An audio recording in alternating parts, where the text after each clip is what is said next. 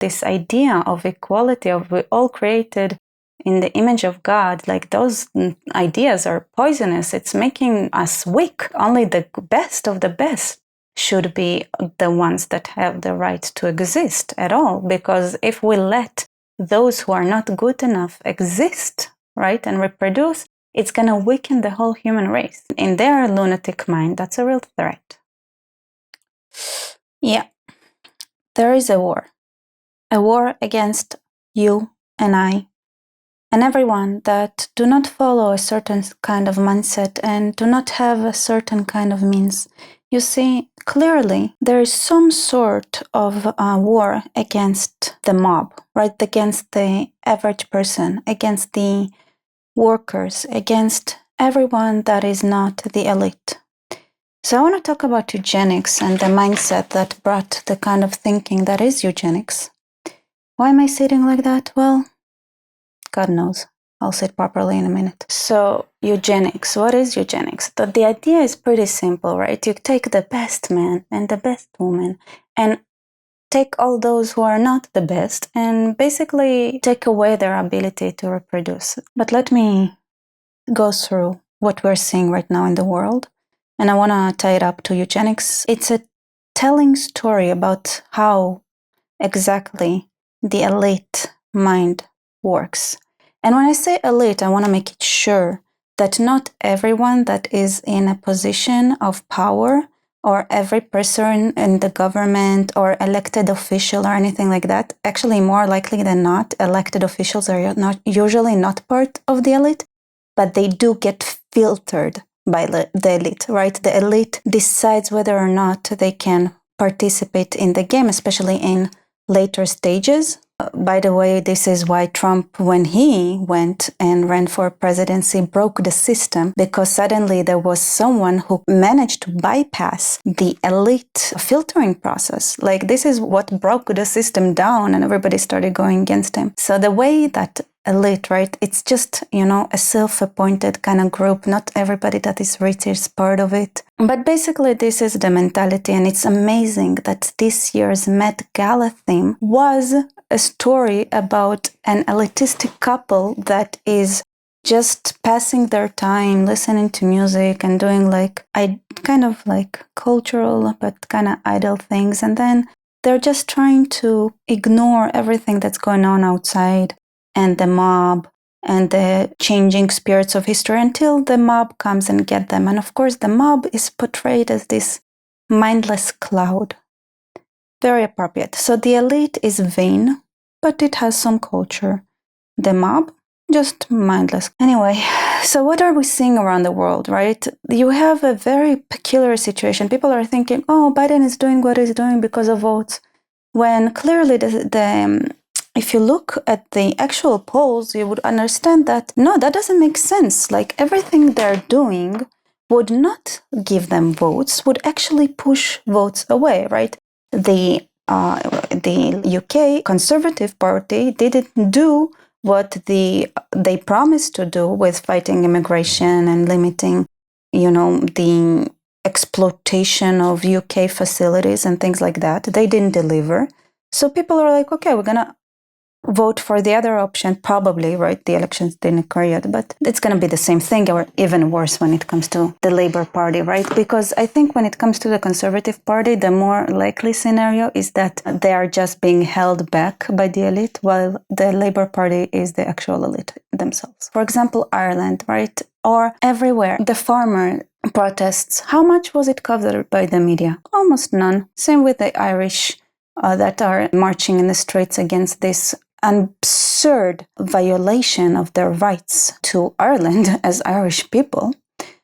And yet they get ignored and just treated as just a mob. And then in the US, we can see that this open border policy, that they're not even close to the Middle East, but somehow they managed to bring the same issue to the United States. People have to cross an ocean. But of course, there is also the drugs and everything like that, which is just, it's money. Why would they care about it? So bringing that problem, like managing to bring this issue when you have like an ocean you in the Middle East, you in Afghanistan, you in Africa, also people from China, right? So these kind of people of China, I mean, they can be spies and stuff, but I mean, there are certain demographics that as a woman, I just wouldn't want around me at all. Anyway, so what's going on? Obviously, nobody in the US wants that. Like, it's not a popular thing to do. So why are they not doing anything about it? Why is the Biden administration going against the Texas, the governor, and like the Texans when they try to block it? Like, nothing here makes sense if you think about voting. Oh yeah, Biden wants to appeal to the Michigan voters. No, he doesn't. He doesn't, because those actions, they just try to just create as much damage as they can and hopefully have a reason to put Trump in jail before the elections. And then, of course, everyone else, they have to have big names supporting them just to run against the Democrats. And then they can have both sides, right? Both parties to have a representative that is filtered by the elite. Take Suella Braverman, for example. She's clearly not the elite. She just can't do anything. She's getting blocked. And they're very sophisticated with the ways they do that. Like, blackmailing, collecting information about you, threatening you, inventing court cases. I mean, it's easy. We've been seeing it for a long time now. And it's especially easy in a country like the United States, where like it's systematic, like all those things. You cannot even get elected, you cannot even run without participating in that game, which means that just by participating in trying to go to elections, they have dirt on you because the system is dirty. So just by going through the system, that's it. They have dirt. So it's super easy to control anyone. Because I want to stress that usually people who really are governors and things like that, a lot of them are not part of it. They are not. Like, people genuinely vote for them for who they are. They don't necessarily belong to that creed. But I want to talk about those who do belong to that. This is why I want to talk about what is eugenics. So here's the psychology behind it, right? I had actually conversation some time ago in the rooftop with a creator. She's pretty famous. I mean, she has, I think, more than 1 million followers and things like that. But I'm not gonna dox her because, to be honest, like she didn't do anything bad. But she was very emotional about saying that certain people should not be parents. Right? Certain people should not be allowed to have children. And then I said, listen, this is very, very problematic. Like, how would you decide who can or cannot have children? It's easier, for example, if we're talking about people who are criminals, right? Just put them in jail, and then if you put them in jail and you have proper jails where biological sexes are separated, you can stop people getting, like, having children like that, like, let's say, right, if you have a proper system. So who are those people who don't deserve to have children? And then she said, yeah, but there are some people that are like really stupid. Yeah, but who can judge that, right? Who can say that? And then I said, I'll take it further even, right? This was my instinct. It was a long time ago. It had not this conversation. Animals are kind of stupid too, right? Are you gonna take their reproductive abilities because, like, cats are stupid? They cannot reproduce. What is, like, I don't understand the logic. And she was like, what does it have to do with it? It's humans, not animals. I'm like, I don't know, but it's like a basic living right? You breathe, you eat, you drink, you reproduce. It's like your basic right as a creature, right? As anything. And she got pretty. And then I said, like, this kind of thinking, this is the thinking that brought eugenics to, this is how eugenics was created. Well, let me sit properly for that part. We all know that, I mean, I don't know if we all know that, but basically that is the basic principle that brought the kind of thinking, the genetically based thinking that led to the Holocaust, because the Jewish persecution during the Holocaust was genetically based. Like if you are Jewish or not Jewish, if you practice or convert, it doesn't matter. Like if you have one grandparent that is Jewish, that's it. You are contaminated. Your genetics are contaminated. And there are several things that I want to address here. What is the reason that they are targeting Jews? Because I think many of us might think, and I kind of agree with that, Jews do have a lot of successful members in the community, and therefore, theoretically, they should have access to those elite circles. I mean, does it matter to you that you're popular in America? I'm popular for a Jew. See, that's why people like you. Your ability to be just very sweet one moment and then just utterly shocking the next. Well, but it's 100% true. I mean, if there's one thing we should realize, it's in general, the world hates Jews, you know? But, you know, it's nice to be an underdog, I guess. Is that true, though? Is it not? I don't know. I'm not sure. I mean, I think when stuff like Mel Gibson, when he said, you know, like Jewish stuff or anything like that. But there's outrage when he says things like that. There is outrage, but I think secretly, there's nobody that likes blatant anti-Semitism, Semitism more than Jews, because it's something you can point to. It's not just a gas in the air anymore, you know? Theoretically. In reality, it doesn't happen, and I can show you 2 examples of non-Jews, but they are affiliated with Jewish thinking according to them, right? So I'm talking about Davos, this congress, like when the globalists meet up and start talking about like the climate change and all kind of things. So who are 2 people who were marked as pariahs in that conference? Javier Milei and Elon Musk. And Javier Milei is proudly on the way to convert to Judaism. He states that like he admires Judaism, he wants to be a Jew, and the reason he's technically not converting yet is because right now he's not in a position where he can afford not to work on Saturday. Like this is the only thing that's blocking him. So you've seen him like wearing his kippah and like everything and hugging rabbis when he went to Israel. He is a libertarian. You can see his values are freedom, and he loves Judaism, and it's a clue, okay? It's a clue. And the other person is Elon Musk, that has stated that even though he's not Jewish, he went to a Jewish school and most of his friends were Jewish, and to him, he looks at himself as being, from what I remember, some sort of like culturally Jewish, like he observed Jewish values.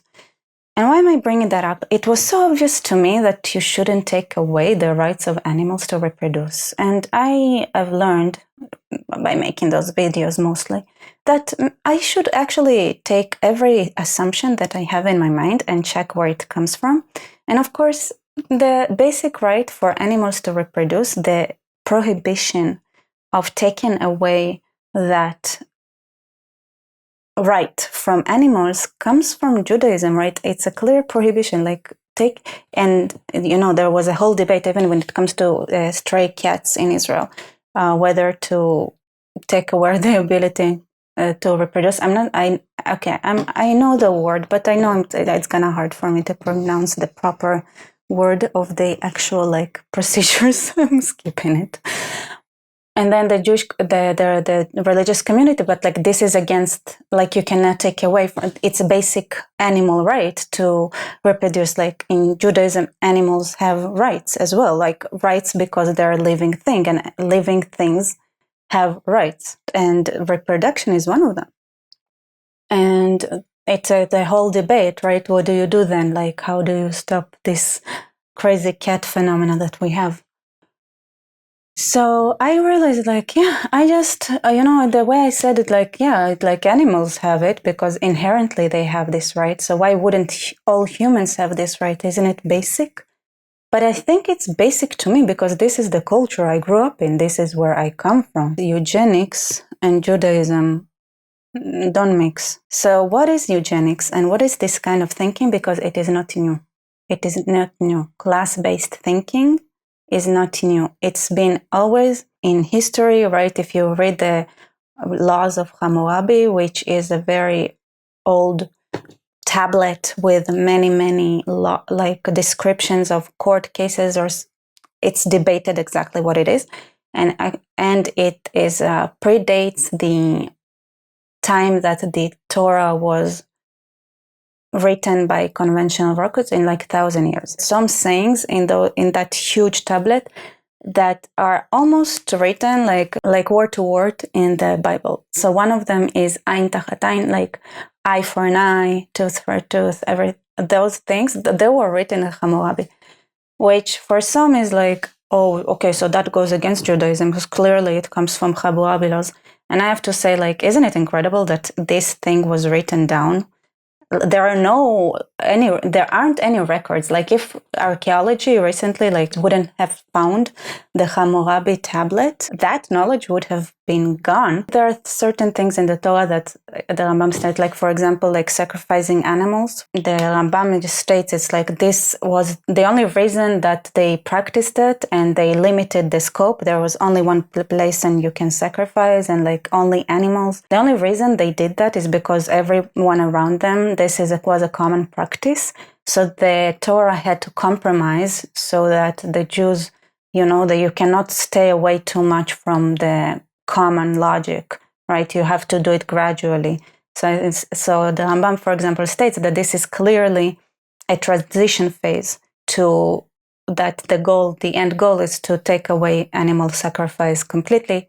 It's not really authentic to how Judaism is constructed. Why am I giving you all this rant? Just to say one thing. Morality, the absolute morality as we know it, the thing that says that no matter what your income is, your life is worth the same amount, is a Jewish invention. Like I went through the laws, I went through so many, it's literally like even philosophers talked about, there is something about what the Jewish people brought, the idea of real equality before the law. And in equality is that most times, like before the laws that were written before the laws of the Torah and things like that, like the tablets that we have, they say equality of preserving the law. Okay, all humans must follow the law equally, but the punishment wasn't equal because it depends on who you are. I just want to pop up and say that obviously laws are different, depends on who you are. Like even today,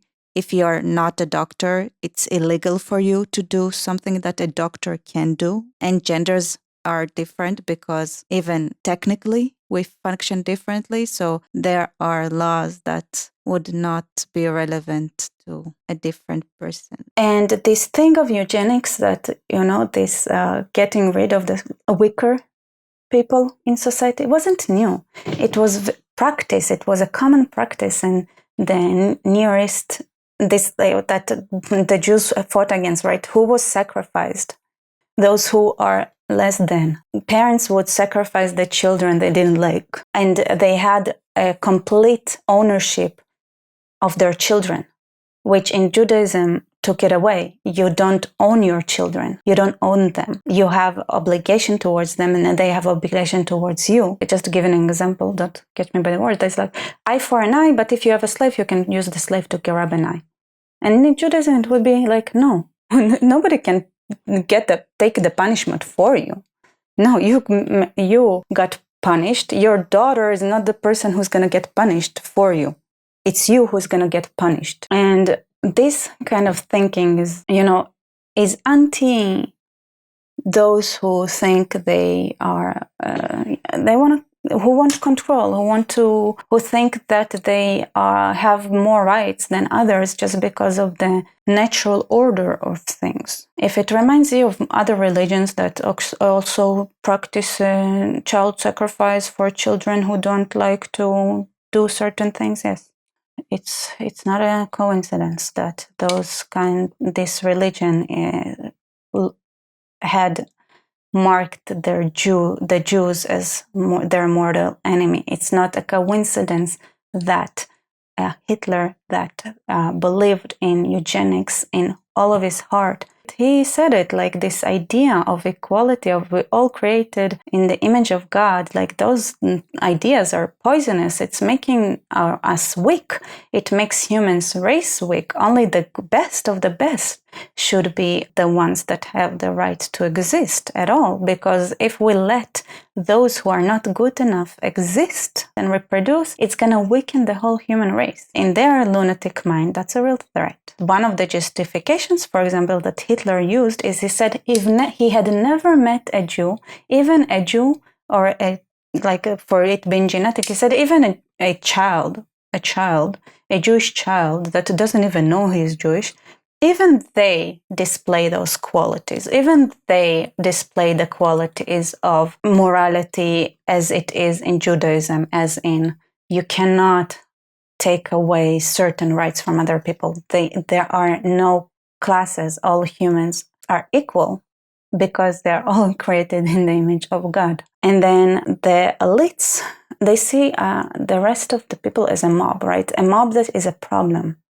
The problem because of the mob, the elite cannot fix global warming. So they look at the mob, like the average person, the farmer that is demonstrating against net zero, as their enemy. It's not about votes. It's not about votes. They want to have a global order where there are no borders because they are a globalist elite movement, right? They don't belong to any country per se. They are everywhere. They don't understand that thing that the immigration should be controlled for them, because for them there are no borders, and they don't bother to check what it looks like on the ground, how it feels like on the ground. They don't host those illegal immigrants in their mansions, but they force people to evacuate their homes and give those homes to those illegal immigrants in the thought of achieving a greater good. The greater good for them is whatever they, it's just to impress each other, right? Who would they want to impress? They want to impress each other. Look how amazing I am. Look how I'm fighting the global warming thing. And then if part of it is weakening the farmers or fighting against the farmers, they're going to do it by directing the media not to report about it, by looking for ways to persecute the organizers. Look at Canada, right? And finding a way to cripple into their bank accounts. Because in their minds, the mob is just genetically or just naturally inferior. So they're hunting down Javier Milei and Elon Musk exactly for the same reason they're hunting down the Jews. Those principles that Judaism brought is their enemy. And if you like your freedoms and you don't want to be slaves, maybe take a moment to try to appreciate, right? I'm sure George Soros, yes, he is a Jew. He goes against Judaism. He sells out Jews. He's the number one enemy of the Jewish nation. Believe me, he does not believe in the Jewish principles at all. Yes, but he doesn't represent, he's an outlier. He is the exception that shows what the rule is. So if you guys don't want to be slaves, if you guys want to be keep your freedom, the most amazing part is, of course, that those elites are so delusional and narcissistic that they cannot see that how the mob is going to get them first. They're going to be the first ones that will suffer the consequences of their actions. They're just so entitled that they cannot see it. And that's just the reality. So if you care about your freedom, just understand that this is not about Jews. It's about Judaism. It's about the values. And it's exactly why it is very clear for every Christian that Judaism is the start, but Christianity is next, because Christianity also has these problematic elements embedded into it. Yeah, so I hope you liked my boobs, this video. I just really wanted people to watch it. I thought, maybe if I maybe it's cheap, but it's it's an important video. So anyway, comment, subscribe. I also have a Buy Me Coffee and I usually don't get monetized anyway on YouTube, so it can really, really help me to create content. And there are so many more things that I can talk about. For example, Lenin and Stalin and Hitler, and how clearly like their mental state and their way of thinking. If the people like that become the elite, we're in problem. Like humanity is in problem. They are sophisticated with the way they use the media to spread disinformation. Like, oh, no, the Middle East, they're amazing. They're the best people ever. You should definitely host them in your house, especially if you have a teenage daughter that is like 9 years old. Good idea. Go do it. So thank you so much for watching. Like, comment, subscribe, share this video. And support me, please. It really helps me. And see you later.